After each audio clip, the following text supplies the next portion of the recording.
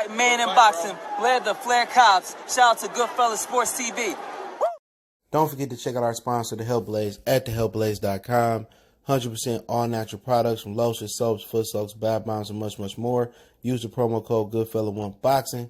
Tell them your boy CJ Goodfella sent you. Get 18% off. We out. All right, we back. It's Goodfellas Sports TV. Make sure you hit that subscribe button, bell icon button, share the video. Got this from a really, really good, reliable source, and this basically came from the horse's mouth. Devin Haney, Uricus Gamboa, November 7th, Hollywood, Florida, the Hard Rock Hotel and Casino, whatever else they call it, and they will have fans. I heard Stevie Kim reported, and I was going to do the video, but I chopped up the Pusha T video first, and he said he didn't expect fans to be there. They will have fans in attendance. I got this from a good source. They got it from the horse's mouth, so I think Gabriel Rosado and Danny Jacobs also fighting there. They more than likely will have fans. So my whole thing was, if it wasn't going to be no fans, why they just didn't do it in L.A.?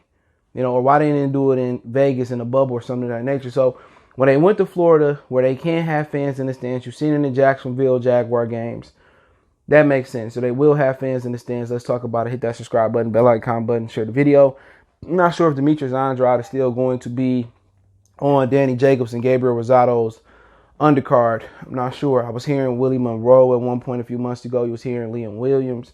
So I'm not sure what the undercards are going to look like. But, you know, Devin Haney going to be looking to stop Gamboa. I was just reading in Boxing News 24 that they said that he didn't have the power to stop Gamboa. And a lot of these people just don't know nothing about boxing. You know what I'm saying? And, you know, Devin Haney is still a growing kid. He's probably hurting himself more making 135. You know, and when you drain yourself to make a weight, you're more susceptible to getting, you know, your chin is more susceptible. You know, you probably lacking power. Once he move up in weight and he started to get that pro style, he started to sit on his shots a little bit more. You might see this versus Gamboa. He's going to start getting stoppages. He don't get stoppages because he don't sit on his punches. He still got that amateur style where he move around the ring a lot. You know what I'm saying? And, you know, once he starts sitting down on his shots and he started to understand how to dig to the body, people looking at Devin and Shakur and Ryan and Colbert and all the young Jerron Ennis's guys like that, the boys, you could throw whoever you want to throw in there as finished products. These kids ain't finished products. This is not the best Devin Haney you're going to get. And I admire him and Teofimo Lopez trying to press Lomachenko because guess what? If I lose to Lomachenko, so what? You know, Henry Armstrong lost his first 2 fights. Bernard lost his first fight. That's not going to define you only if you let that define you. This ain't the best Teofimo Lopez you should see. Now, Mildred Taylor was an exception. He fought Chavez, and that at that point, we had already seen the best Mildred Taylor. So if he, you know, one of these guys take an ass whooping like that, where they're not going to be the same, Fernando Vargas with Trinidad, ass whoopers like that, then I absolutely get it. But I don't think, you know, Lomachenko can dish out that type of a punishment, or Gamboa can dish out that type of punishment. You know what I'm saying? So, like I said before, it's going to be all about him learning to sit on them shots. And if Mike McCullum is teaching him anything to dig to the body, he going to be a bad kid, you know, a bad motherfucker. You know what I'm saying? He going to be able to dig to the body, sit on his shots. He going to be able to do a lot of different things that he not doing right now. Right now, he moving a lot. And he's starting to be patient, and he's starting to sit down on shots.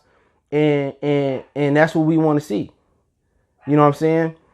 But until, you know, that full maturation process comes, then he may not start, you know, he may not get knockouts right now. But once Devin starts sitting on shots and punching through the target, I don't think nothing really going to stop him, you know. And also he got to prove that he could take it on the chops. That won't be an issue this fight. I don't think Gamboa has the same legs, which means he don't generate the same power that he used to. He don't have the same velocity that he used to have. But I think it's huge that they fighting, you know, they fighting with fans. You know, I think that's a major win for the zone to kind of move. And you see PBC, they're moving Tank, you know, off the date where they won't, you know, bump heads with Khabib and that Justin Gaethje guy. And they won't, you know, also, you know, subject themselves to the Microsoft Center where they won't have fans. Now they moving Tank to the Alamo Dome. Now you seeing the floodgates start to open. You want to know why you ain't hearing nothing about Ryan Garcia and Luke Campbell? They probably going to move it down to Hollywood, Florida or somewhere else where they can have fans in attendance.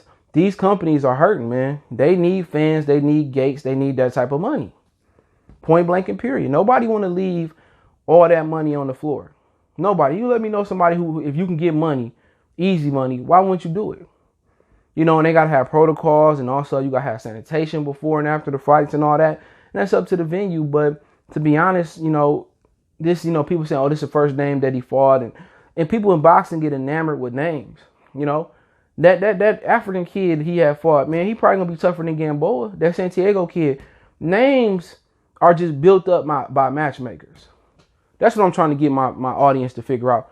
Just because you got a name or don't have a name, that mean you can't. That don't mean you can or can't fight. Madonna didn't have a big name when he beat Victor Ortiz. Victor Ortiz had the biggest name. Guess who quit? Victor Ortiz. Names don't be names are built up by matchmakers and promotional companies to make them look big and stronger. I'm telling you, all the names you see in boxing, the Joshuas, the Wilders, the Furies, you know, all them guys, they have been match made. Lomachenko, they have been match made to get the best out they get the most out the less of my Pimp C voice. They've been match made according to how they want. Nobody really going through the chitlin circuit and fighting the toughest tough guys no more. Devin Haney, he went on a little chitlin circuit before he got his deal. You know, Crawford went through the chitlin circuit. Everybody enamored with names. Names don't be nothing. It's somebody out there that's gonna pop up like Crawford, who didn't have a name, and make an impact in boxing. You know, Glenn Johnson, didn't have a big name, but he stopped Roy. You know what I'm saying? He got some good wins. At some point, Kovalev didn't have a name. When he was fighting on NBC Sports, he made a name. You know, they build up these guys like Lubin, and Lubin looked like he a knockout waiting to happen again. Don't get enamored with the names in boxing. Don't get pulled in because he got a name. Because there's somebody out there that don't got a name, that's fighting their way out of Argentina, fighting their way out of Africa, fighting their way out of wherever they coming from, Iowa, and they gonna have a name. They gonna make a name. So everybody, you know, oh, this guy got a name. Names don't mean nothing. You know, Darnell Boone gave a lot of fighters hell. Stopped Adonis Stevenson. You know, some people really think he beat Kovalev. They took that fight off the internet. You know, dropped Andre Ward. And to be honest, you know, Andre Ward might tell you Darnell Boone was tougher than probably fighting Carl Froch.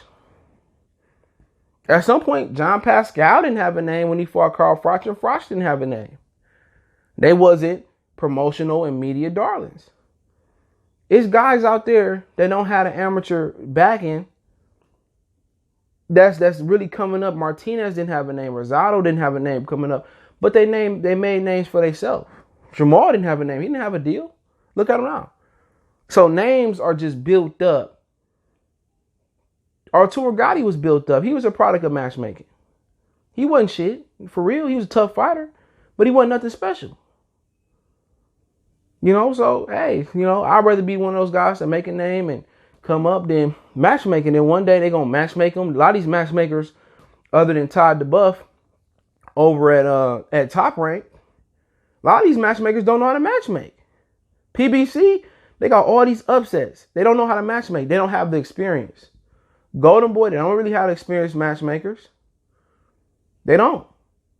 If they knew how to matchmake, PBC wouldn't have as many upsets. You know? So they match these guys soft. They fight once a blue moon. And they fuck around and fight a guy that can whoop that butt. But yeah, you know, Devin Haney and Gamboa for sure. I don't know what the undercard gonna look like, but they gonna get them dividends from them fans. And also I expect Gabriel Rosado and Danny Jacobs to have fans in Hollywood, Florida now. You know, will some people consider going to these fights? I'm not traveling until this shit is over with. You know, I don't care how much the flight is. I fly for free anyway. But I'm not traveling. You know what I'm saying? To this over with and they fully open back up. I know they people talking about getting media credentials. I doubt if they gonna do credentials again and all that type of stuff. Dogs barking for no reason. You know, but we'll see. We'll see, you know, Michelle Joy Phelps and Radio Raheem and Fight Hype Ben Thompson, they able to go out there and do fights again, so be it. I still don't have any interest in doing it. Personally. I still don't have any interest in interviewing these new guys. For what? All they do is lie, manipulate, and try to use you for your platform. I would prefer to, I'm gonna interview ex-fighters and trainers. That's it. You know, this Chihuahua going crazy for whatever reason it is. And won't bust a grape in a food fight. I'm telling you. Miles got into a fight. He was in my arms. It wasn't a bark or tremble coming out of him. So, you know, them little dogs think they tough. But hey, appreciate everybody for checking in. Don't forget you can find us on Facebook, Instagram, Twitter. Reach out if you have a business question, inquiry, sponsorship, video requests. Keep sharing the videos. Want to make a donation to the channel, Cash App is CJGood313, PayPal link in the description. Also, check out our boxing news playlist for more videos like this. And y'all know what it is, man. It's Goodfellas Sports TV. Hit the subscribe button, bell icon button, share the video. Check my other channel out, Motor City Sports Talk, right here on YouTube. And check out the Goodfellas Sports TV 2.0. Working on kind of getting that started, jump back. So if you want to be part of what's going on over there, Goodfellas Sports TV 2.0, one time for the one time, we gone.